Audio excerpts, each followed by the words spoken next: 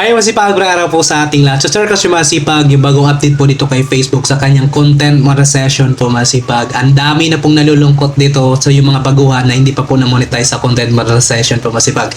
Dahil itong bagong update po sa content monetization, meron na po itong criteria po mga kasipag bago ikaw ma-monetize dyan. Bago kayo bitahan for setup po masipag. So, ang daming nalulungkot na mga baguhan dito. So, tingnan natin yung kanyang notification na bagong update. So, content monetization criteria. So, yung criteria dito, anim po masipag. Meeting criteria does not guarantee to access. So, be at least 18 years old. So, dati pa po ito masipag itong criteria na to, no? Dun sa Instagram ads at sa iba pa pong tools po masipag. Pero ngayon kasi ay for invite only na po pag once na ikaw po ay active po mga kasipag sa pag-upload ng content video at na-comply po sa content monetization policy o community standard po ni Facebook, no? Possible na ikaw po ay maimbitahan na po sa content monetization at sa iba pa pong tools po masipag. Pag once sa account mo, Facebook page o Facebook profile account, ay ito na po yung umabot na isang buwan at meron na itong followers kahit 500 o 1K. Pero ngayon masipag, meron na po siyang criteria na napakarami daw po sa followers po mga kasipag. Dito sila nalulungkot.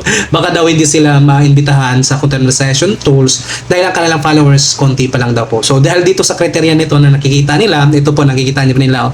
So dito tayo sa 18 years old naman sila tayo lahat dito masipag, Ayan po yung una niyang criteria, no? Check tayo dyan. Kasi nga, lahat naman siguro dito nung gumagawa ng Facebook page o Facebook profile account, yung identity dyan. So, tayo naman po siguro ay adult na 18 years old pataas po. So, reside in an eligible country. Yung lugar naman natin masipag ay eligible naman po ito sa content monetization o sa produkto po dito kay Facebook po masipag. Itong content monetization, yung ating bansa ay eligible naman po itong Pilipinas. Have your page or profile for at least 30 days po masipag. So, kailangan nating antayin yung 30 days kung tayo baguhan. No? Antayin natin yung 30 days na tumagal na po ang ating Facebook page o Facebook profile account. So, dapat sa loob ng 30 days tayo po ay na-comply po. Iwasan natin yung violation po masipag. Na-comply po tayo sa content monetization o complete standard po dito kay Facebook sa pag-post natin ng text, photos, at video po sa mga activities na ginagawa po natin sa mga groups po mga kasipag.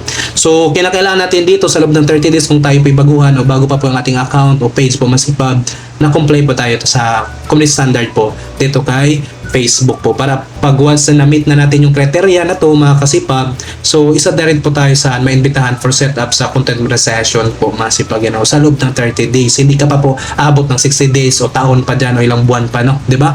So comply lang masipag, then be consistent at be unique, no? Dapat mga authentic ang ating mga content video original po masipag. Post at least, ayan, so post at least 3 reels in the last 90 days. So, syempre naman masipag 90 days, 3 reels lang sa isang araw pa nga. Higit pa sa 3 content video ang napopost natin, no? So, yan, check tayo niyan.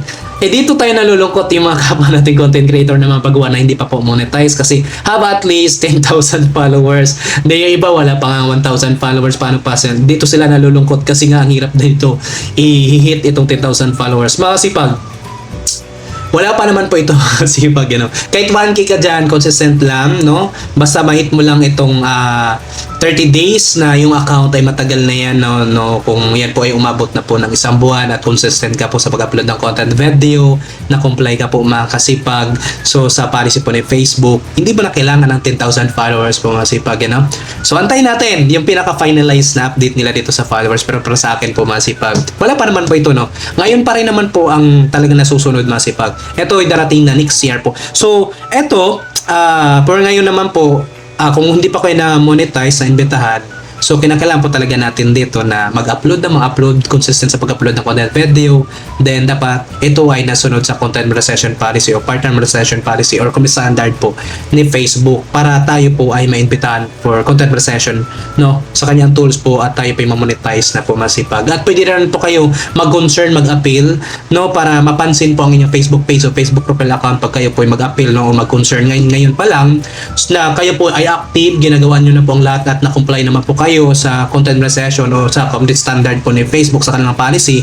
So, pwede po kayo mag-appeal o mag-concern, mag-submit po kayo dyan para i-check po yan ni Facebook po ang inyong Facebook page o Facebook profile account pag mapansin yan. So, nakikita nila na consistent ka. So, talagang unique yung mga content video mo. Yan po ay sarili mo po mga kasipag mga original content na ginagawa mo po masipag at creative pa at engager pa.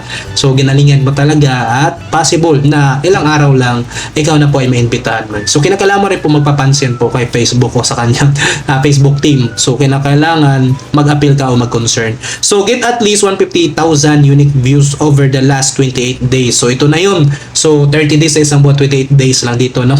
So kinakailangan mo daw ma-hit itong 150,000 unique views, no, eligible na mga content video na pinag-upload mo po, yung views na pinapanood talaga yung mga content video mo po, mga kasipag, hanggang dulo ito, no, dahil hindi yung mga clickbait na pinagtutulungan nyo po sa group mo po, masipag, yan. So 28 days kaya yan, masipag, isang content video na viral lang po, na consistent ka lang sa pag-upload, isang viral lang, hit mo na yan agad, no. So isang buwan monetize ka na kung bago pa yung account mo. Pero kung matagal na yung account mo sa Facebook page, no, baka isang linggo lang o 2 linggo, basta consistent lang din, comply lang po sa policy po ng Facebook, and then mag-appeal ka lang kung hindi ka pa rin po naimbitahan po, masipag.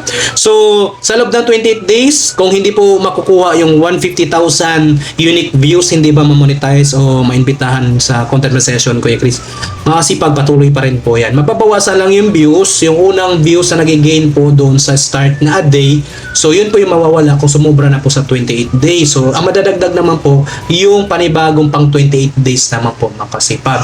So yun magigain hanggang sa abot ito yung mga 150,000 unique views po, masipag. So ganun lang po, no, patuloy lang po yan, hindi forget, hindi nyo po namimit itong kriteria na to, ay hindi na kayo ma-monetize, no?